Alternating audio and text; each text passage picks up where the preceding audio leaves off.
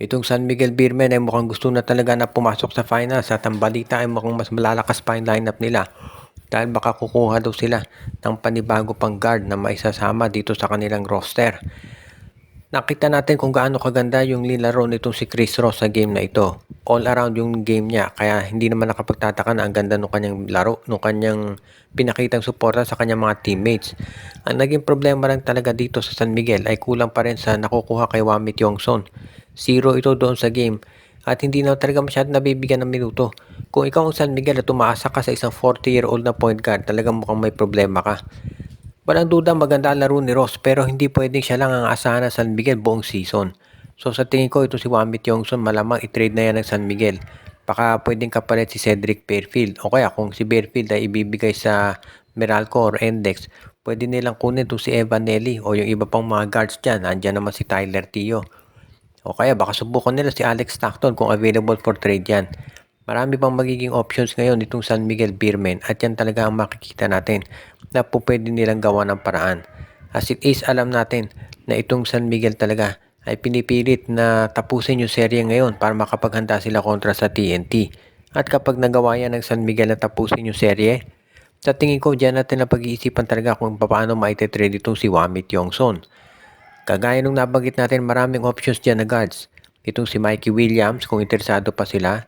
Nandyan din si Tyler Tio, si Evan Nelly. Pwede rin siyempre nga, katulad nung nabanggit natin. Nandyan dito si Shawnee Winston. Ang daming mga guards dyan. Pati sa free agent market, pwede silang kumuha. Ang importante, dapat na talaga ma-upgrade yung guard position ng San Miguel para maging mas ready sila dito sa magiging laban kontra sa Meralco, sa TNT, sa Hinebra at sa iba pang mga teams sa mga darating pa na mga conferences. At ang susunod nating balita ngayon, itong Converge Fiber Excess pinanindigan nila na hindi nila ite-trade itong si Alex Stockton. Although meron pa rin mga insiders na naniniwala na pakakawalan nila yan. Itong ang magandang balita sa Converge, itong si David Defonso eventually magsusutap na yan para dito sa Converge. Iniintay lamang daw nitong Converge na matapos yung kontrata ni Ildefonso dito sa Abra. Ayon dito kay Coach Delta Pineda, i-honor nila yung contract nitong si Ildefonso sa Abra at kapag natapos yung kontrata, tsaka ito lilipat at maglalaro para dito sa Converge. Alam nating malaki may itulong nitong si Dave Ildefonso dito sa Converge dahil sa position nito. Actually, si Dave pwede siya na maging small forward, pwede rin to na maging shooting guard.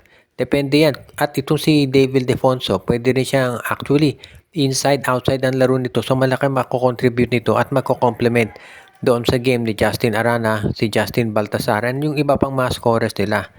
Magiging maganda yung tandem ni Ildefonso at ni Juan Gomez de Leaño kapag nagkataon. Kaya sa tingin ko, magiging maganda talaga kalalabasan nito para dito sa roster ditong si Coach Delta Pineda. At yan ang dahilan kung bakit sa ngayon excited ang Converge dito sa future nila. Kahit na disappointed sila doon sa nangyari kontra sa Hinebra, sa totoo naman lumaban talaga sila at nagkaroon ng oportunidad na palakasin yung kanilang roster.